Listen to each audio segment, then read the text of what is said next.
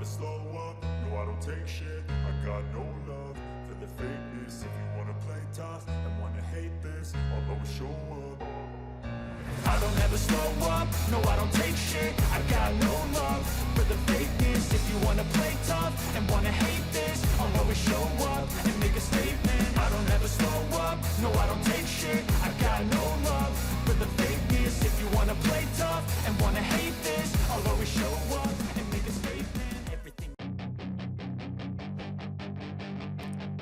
Hasil tes MotoGP 2024 Qatar sementara Francesco Pecco Bagnaia paling ngebut dan diikuti Marc Marquez. Selasa, 20 Februari 2024. Hanya berjarak 0,4 detik saja dari sang juara dunia MotoGP 2023. Marquez seolah membuktikan tajinya di sirkuit Lusail, Qatar.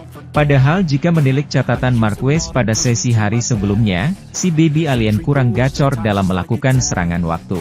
Nyatanya hasil yang mengesankan ditunjukkan oleh kakak Alex Marquez pada sesi hari kedua tes MotoGP 2024 Qatar.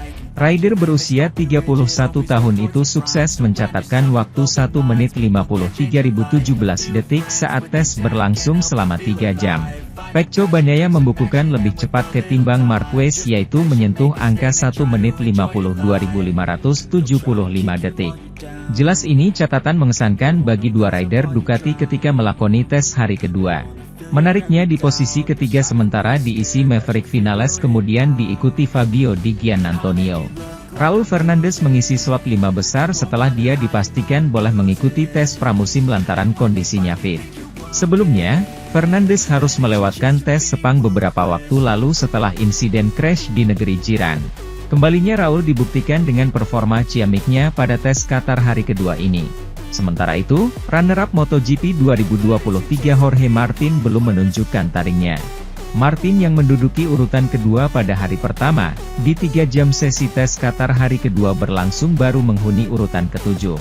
Mulai dari Enea Bastianini selaku rider pabrikan Ducati, kemudian ada Alex Rins besutan Yamaha.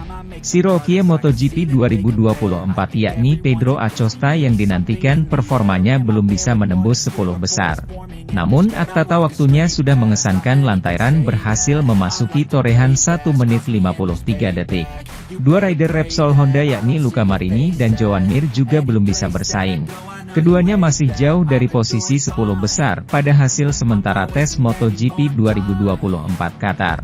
Luca Marini sedikit lebih baik lantaran menghuni posisi ke-14 dengan catatan waktu 1 menit 54 detik.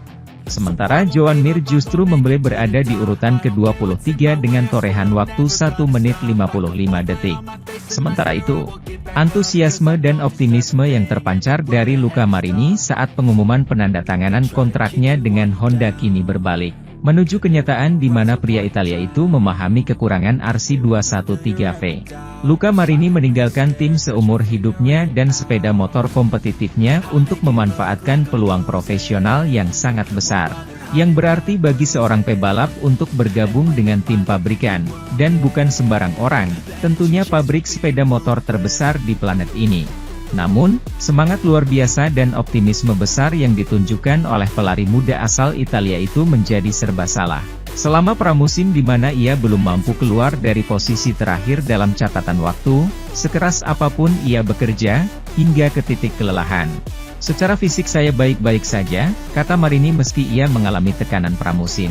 Kami mencoba sesuatu yang besar pada motornya, namun tidak berhasil dan membuat kami kehilangan banyak waktu, jelasnya untuk memahami mengapa ia mengakhiri hari itu dengan 60 lap. Di akhir tes, Anda hanya perlu melihat catatan waktu untuk melihat bahwa segala sesuatunya tidak berjalan baik bagi Honda. Karena keempat pembalapnya finish di antara posisi 17 dan 20, yang ditempati Marini. Tampaknya kita sudah mengalami kemajuan namun perbedaan yang membedakan kita dengan yang lain sangatlah besar, ujarnya untuk membenarkan klasifikasi tersebut. Masa-masa kita tidaklah buruk, jika kita memperhitungkan bahwa kita datang dari masa yang sangat jauh. Namun masalahnya adalah masa-masa yang telah dicapai oleh orang lain sungguh luar biasa, akunya.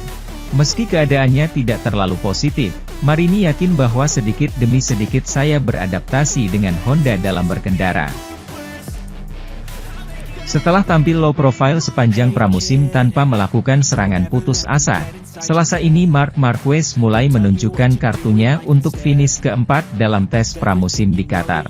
Sejak pramusim MotoGP 2024 dimulai pada awal Februari di Sepang, dan selama 3 hari yang diadakan di sana dan hari pertama Senin ini di Losail.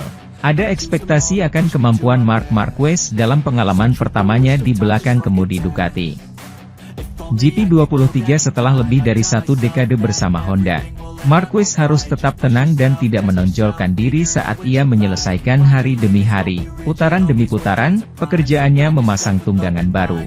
Selasa ini, pada hari terakhir tes Qatar dan hari terakhir pramusim, tim teknis baru Marquez mengerahkan segalanya di GP23 untuk menyerang waktu dan mencari putaran yang akan menempatkan juara dunia 8 kali itu di peta MotoGP 2024. Tidak ada rahasia. Sepanjang pramusim saya sangat tenang, tapi hari ini adalah hari untuk meningkatkan risiko dan serangan, jelas Marquez di penghujung hari. Menemukan kartu-kartu yang dicurigai banyak orang dia pegang. Sebuah serangan dan agresivitas yang membuatnya kehilangan drag pertamanya setelah 5 hari latihan dan ratusan lap. Kejatuhan pertama sudah tiba, tapi itu normal, kata Marc yang terjatuh di setengah jam terakhir hari itu. Meskipun penempatan ini mencari putaran yang cepat, Marquez menempati posisi keempat dalam catatan waktu. 0,383 di belakang Pecco Bagnaia yang tampak keras kepala sepanjang pramusim. Ada 3 atau 4 pembalap yang lebih cepat dari saya. Pecco, begitu pula Enea Bastianini dan Jorge Martin, akunya. Soal musim gugur pertama bersama Ducati, Marc mengaku hal itu akibat kurangnya pengalaman bersama Ducati. Terjatuh tidak pernah bagus.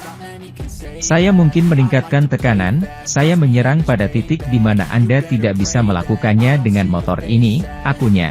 Mengenai perbedaannya dengan Bagnaia, yang hanya lebih dari 3/10, Marc sangat gamblang. Dalam balapan, mereka selalu mengatakan bahwa 3/10 detik terakhir adalah yang tersulit.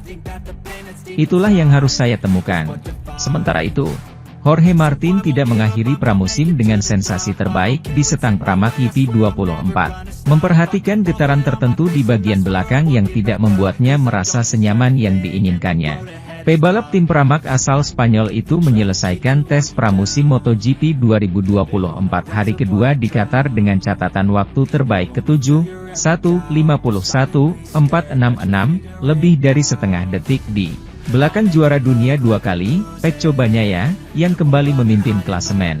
Sesi diikuti dengan rival alami Jorge Martin lainnya, Enea Bastianini dari Italia, yang menempati posisi kedua dengan motor seperti miliknya dan, oleh karena itu, menjadi yang pertama yang harus dikalahkan oleh pemain asli Madrid itu.